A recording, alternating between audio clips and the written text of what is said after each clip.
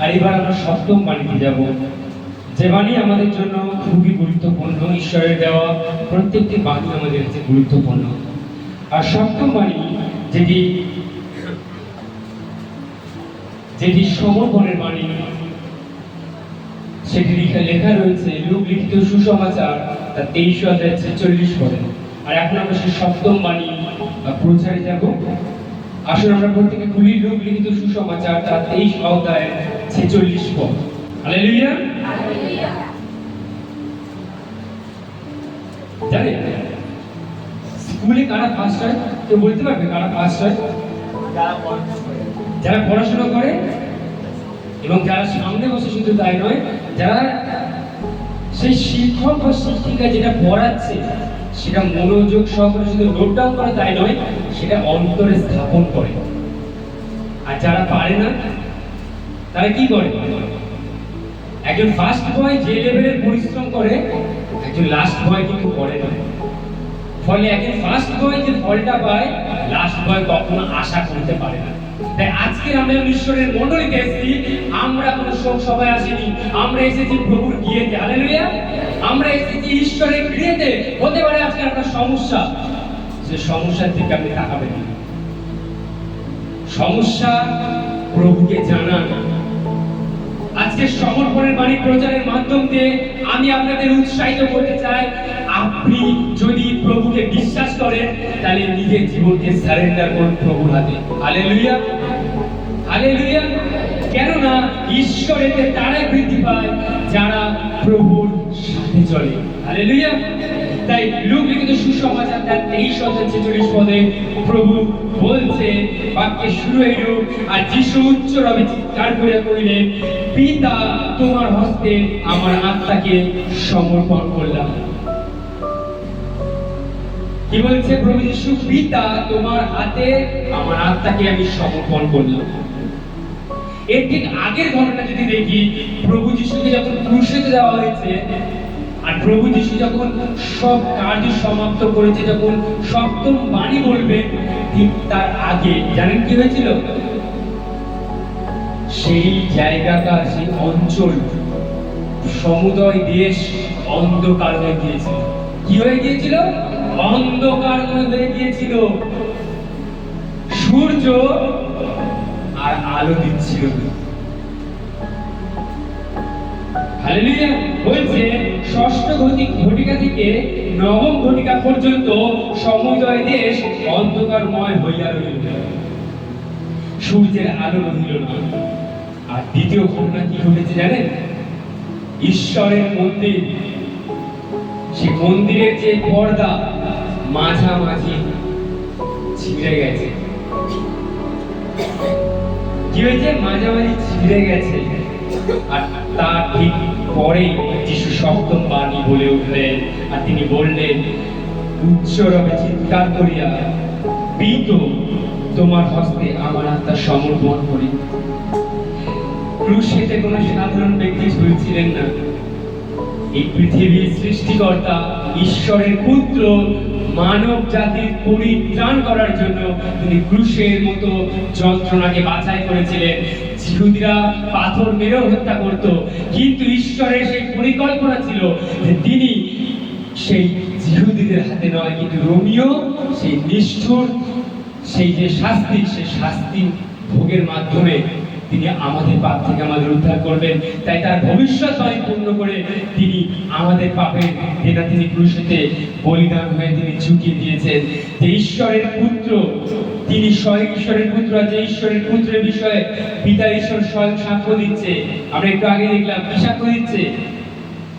এই হচ্ছে আমার প্রিয় পুত্র, ইহাতে আমি প্রীত।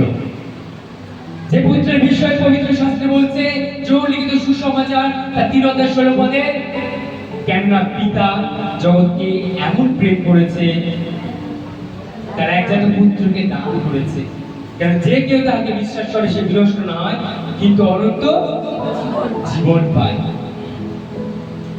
সেই প্রিয় পুত্র, ঈশ্বরের পুত্র স্বয়ং প্রভু যীশু খ্রিস্ট ক্রুশেতে চিৎকার করে বলে উঠলেন, পিতা তোমার হাতে আমার আত্মাকে সমর্পণ করি।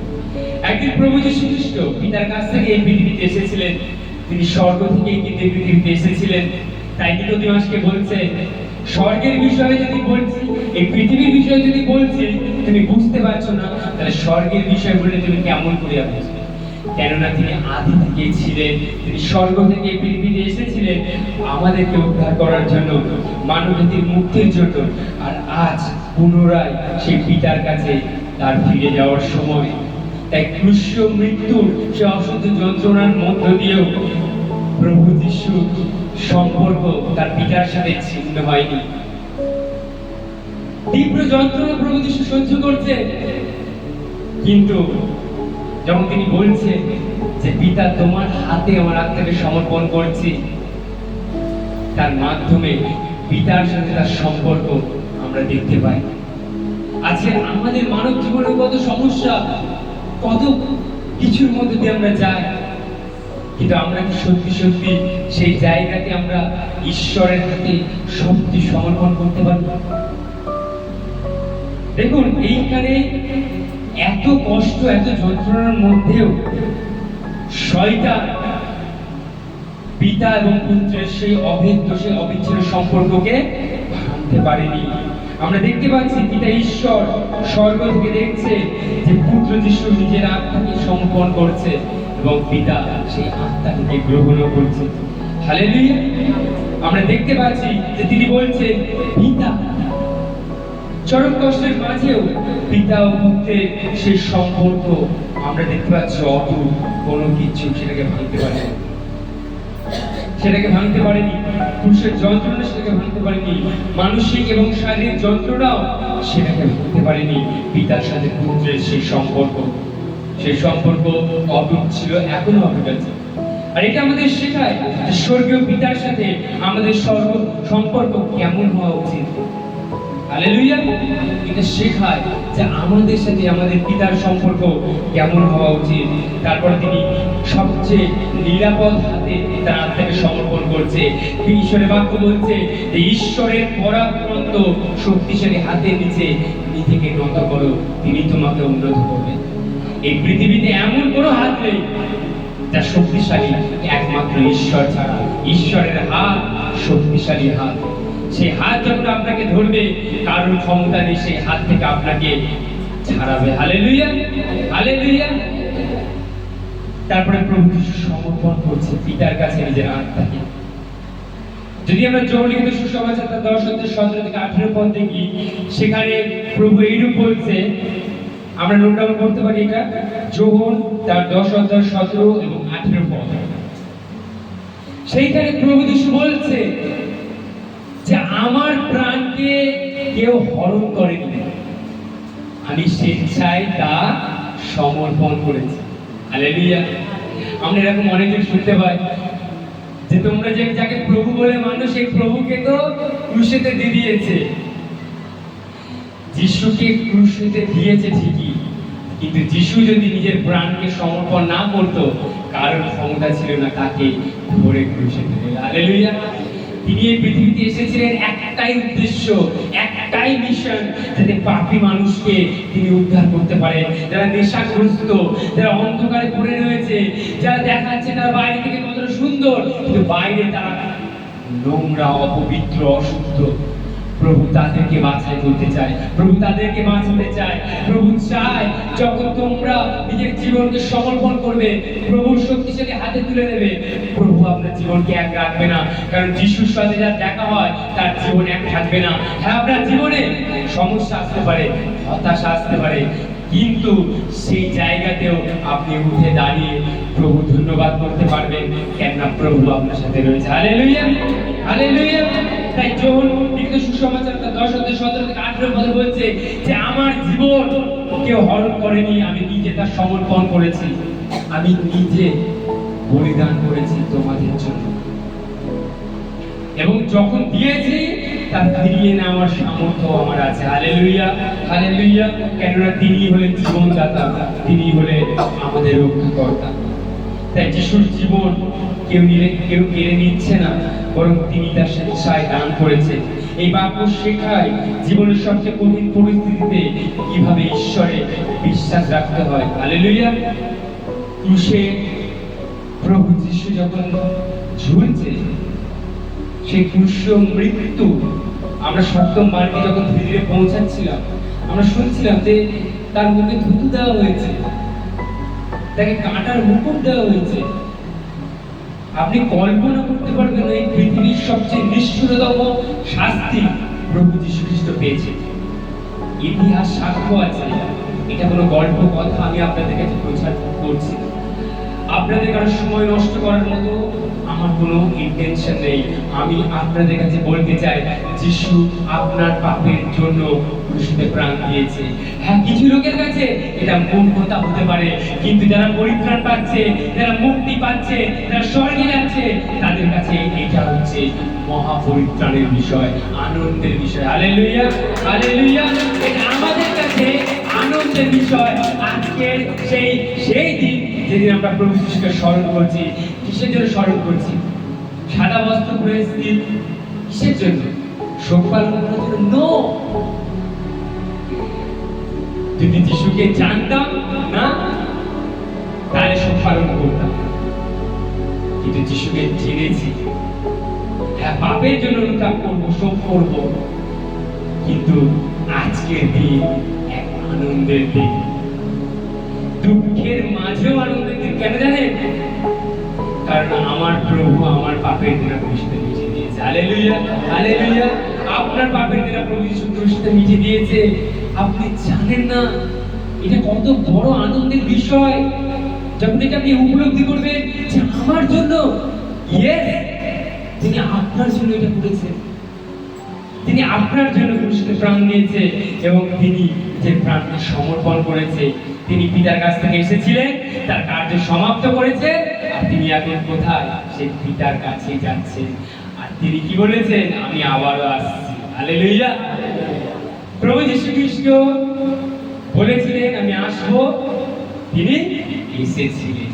তিনি বলেছিলেন আমি সেই যন্ত্রণার মধ্যে দিয়ে যাব, আমাকে ক্রুশে দেওয়া হবে, তিনি গেছে, তাকে কবরে রাখা হয়েছিল, তা হয়েছে। তৃতীয় দিনে তিনি পুনরায় জীবিত হয়েছেন, তা হয়েছে।